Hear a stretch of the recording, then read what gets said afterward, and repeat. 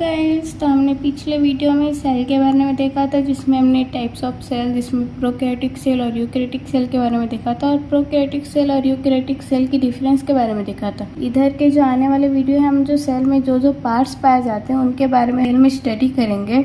ये जो जितने टॉपिक हम आगे आने वाले जो वीडियो है उसमें जो कवर करेंगे, उससे जो रिलेटेड है सबसे क्वेश्चन पूछे, जैसे माइटोकॉन्ड्रिया के बारे में क्वेश्चन पूछा जाएगा, या तो क्लोरोप्लास्ट के बारे में, या तो गुणसूत्र के बारे में, सबके बारे में जो है डिटेल से क्वेश्चन पूछे जाते हैं सीधे 10 नंबर में। यदि आप एक पीएससी के स्टूडेंट है तो सीधे आपको 10 नंबर में क्वेश्चन पूछे जाएंगे, तो 5 नंबर में क्वेश्चन पूछे जाएंगे। तो आगे वाला वीडियो है उसका आप लोग ध्यान से देखिएगा, समझिएगा और नोट्स बनाइएगा, ठीक है।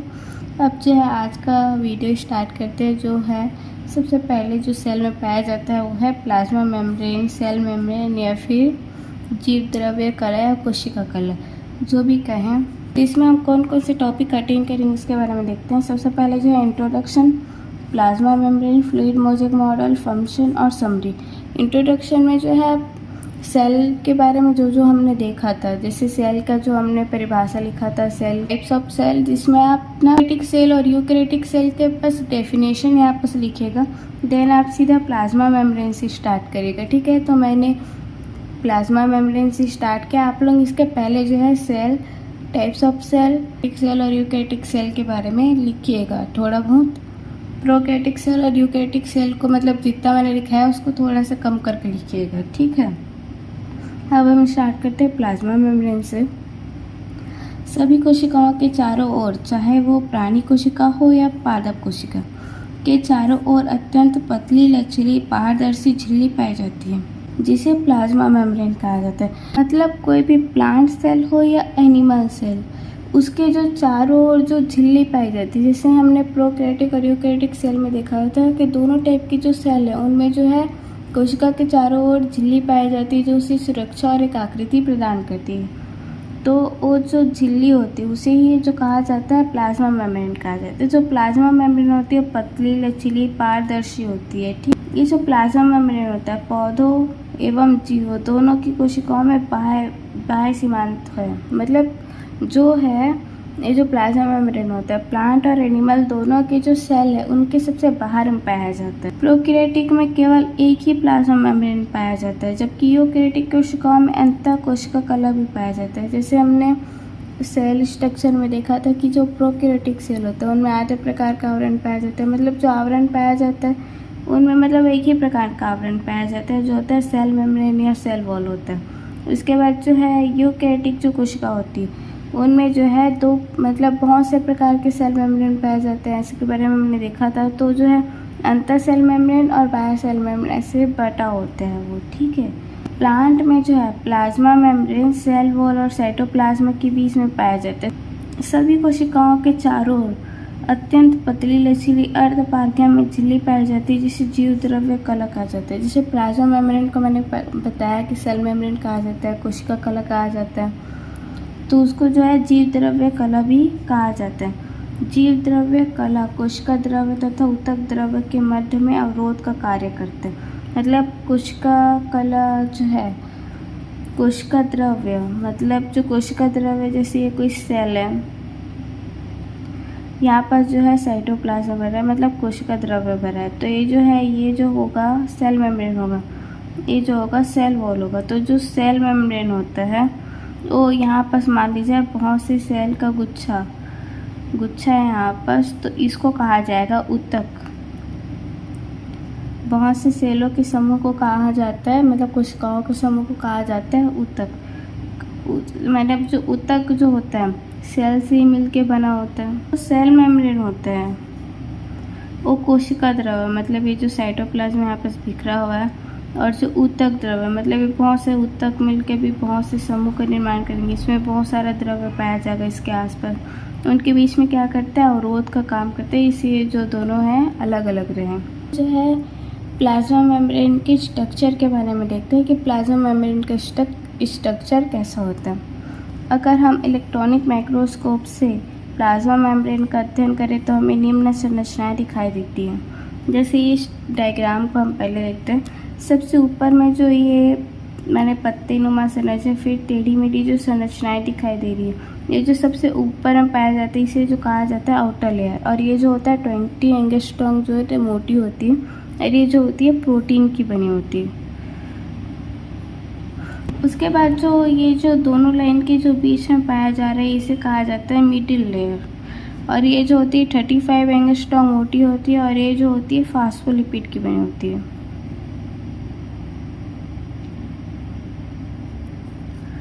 और ये जो है सबसे नीचे में जो लेयर पाई जाती है इसे कहा जाता है इनर लेयर। ये जो होती है 20 एंगस्ट्रॉम मोटी होती है, और ये अगेन प्रोटीन की बनी होती है।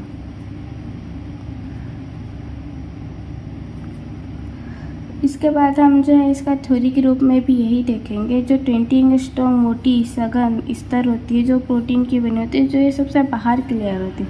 35 एंगस्ट्रॉम जो मोटी होती है, मध्य में जो स्तर पाई जाती है, जो ये वाली जो सेक्शन है ये जो होती है फास्फोलिपिड की बनी होती है, जो इसे 35 एंगस्ट्रॉम होती है, ठीक है। और जो 20 एंगस्ट्रॉम मोटी जो प्रोटीन की लेयर होती है, ये जो होती है सबसे निचली स्तर होती है। फ्लूइड मोज़ेक मॉडल के बारे में देखते हैं।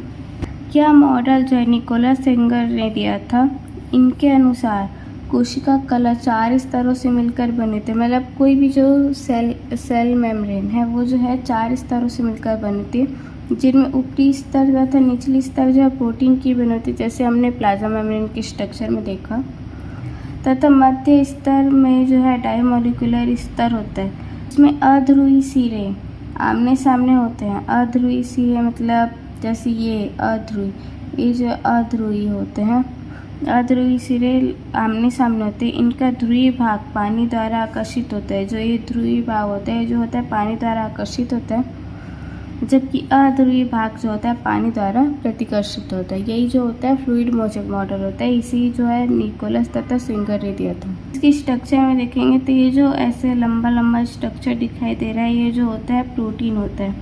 और ये जो ऊपर में जो ऐसे गोल गोल संरचना पाई जा रही है, ये जो होता है जल के प्रति जो होते हैं स्नेह होता है, मतलब जल की तरह अट्रैक्ट करता है। और ये जो नीचे में जो ऐसी टाइप दिख रहा है, ये जो होता है जल की तरफ प्रतिकर्षित होता है, और ये जो होता है फास्फोलिपिड होता है। तो अब हम देखते हैं प्लाज्मा मेम्ब्रेन के फंक्शंस के बारे में कि प्लाज्मा मेम्ब्रेन जो होता है क्या क्या कार्य करता है। पारगम्यता सबसे पहले फंक्शन।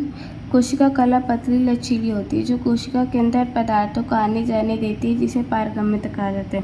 कोशिका जो है कोशिका के सबसे बाहर में पाया जा रहा है, तो कोशिका को भी कुछ पदार्थों का लेन देन करना होता होगा, जैसे प्रोटीन हो गया, प्रोटीन को कहीं भिजवा रहा है या फिर प्रोटीन को ग्रहण कर रहा है, तो उसके लिए मतलब उसको अपने सेल मेम्ब्रेन से ही करना पड़ेगा, क्योंकि वो सबसे बाहर पाया जा रहा है। तो ये जो किया जाता है पदार्थों का आदान प्रदान किया जाता है, उसे कहा जाता है पारगम्यता। पारगम्यता के आधार पर जो है कोशिका निम्न 3 प्रकार की होती है। ऐसा कोशिका कला जो वायु के अलावा अन्य किसी पदार्थों को कोशिका के अंदर बाहर जाने नहीं देती है, उसे अपारगम्यता कहा जाता है। स्किन है वो सबसे जो बाहरी स्किन होती है, उनमें जो सेल पाए जाते हैं वो जनरल हमारे शरीर की मतलब जो ऑक्सीजन है या कार्बन डाइऑक्साइड है, उसको जो इन्वायरमेंटल के जो ऑक्सीजन कार्बन डाइऑक्साइड उनसे जो एक्सचेंज करते रहते हैं। इससे क्या होता है हमारे शरीर का जो है टेम्परेचर बना रहता है, तो मतलब उसे जो है अपारगम्य झिल्ली कहा जाता है, क्योंकि वो और किसी पदार्थों का जैसे पानी हो गया, किसी और कोई शर्करा हो गया, ग्लूकोज हो गया, उसका आदान प्रदान नहीं करी, इसलिए कहा जाता है उसे अपारगम्य। ऐसी कोशिका कला जो जल के अतिरिक्त अन्य किसी चीज़ों को बाहर आने जाने नहीं देती, उसे अर्धपारगम्य कहा जाता है। ऐसी कोशिका कला जो गिने चुने पदार्थों को अपने आर पार जाने देती है, उसे जो है चयनात्मक पारगम्यता कहा जाता है, ठीक है। तो नेक्स्ट फंक्शन है पराशरण। जब कम सांद्रता एवं अधिक सांद्रता वाले विलयन को अर्धपारगम्य झिल्ली द्वारा पृथक रखा जाता है, तो उसे कम सांद्रता वाला विलयन अधिक सांद्रता वाले विलयन की ओर स्थापित हो जाते हैं, उसे पराशरण कहा जाता है। मतलब जब कम सांद्रता वाले विलयन मान लीजिए कोई पानी है, उसको अधिक सांद्रता वाले विलयन मतलब जो है शक्कर का घोल, चाशनी समझ लो, ली जाए ये कोई बर्तन है, इसमें एक और रखा हमने वाटर और एक और रखा हमने चाशनी, तो मतलब और इनके बीच में जो है हमने अर्धपारगम में झिल्ली लगा दी, ठीक है।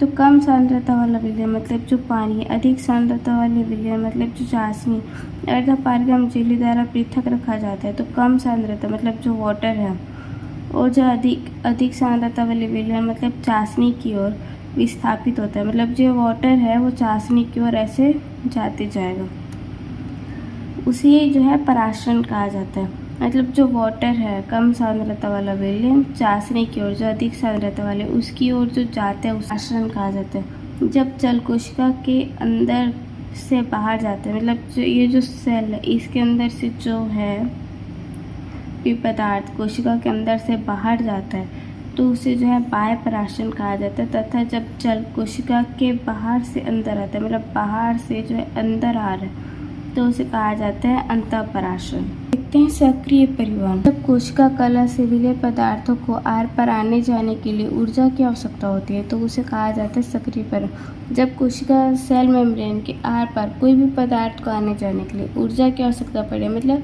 शरीर को ऊर्जा लगाना पड़ रहा है, वो पदार्थ को कोशिका के अंदर जाने के लिए जबरदस्ती कोशिका के अंदर जाना है तो उसे जो एनर्जी लगानी पड़ेगी तो उसे कहा जाता है सक्रिय परिवहन या सक्रिय ऊर्जा। उसके बाद जो है विसरण। जब कोशिका कला द्वारा दो अलग अलग सांद्रता वाले विलयन को पास पास रखा जाता है, मतलब दो अलग अलग सांद्रता से वाटर और चाशनी जैसे हमने लिया था, तो अधिक सांद्रता वाला जो विलयन है कम सांद्रता वाले विलयन की ओर चले जाता है। अधिक सांद्रता वाला विलयन मतलब जो चाशनी है वो जो है पानी की ओर जाता है तब तक जाता है जब तक कि ये दोनों की सांद्रता समान ना हो जाए। मतलब जो चाशनी और जो वाटर है उसकी जो विलेयता है वो जो समान नहीं हो जाती तब तक के वो मॉलिक्यूल्स है उनका जो है एक्सचेंज होते रहते हैं, तब जो है उसे जो कहा जाता है वो जो है विसरण होता है। अब जो है सुरक्षा।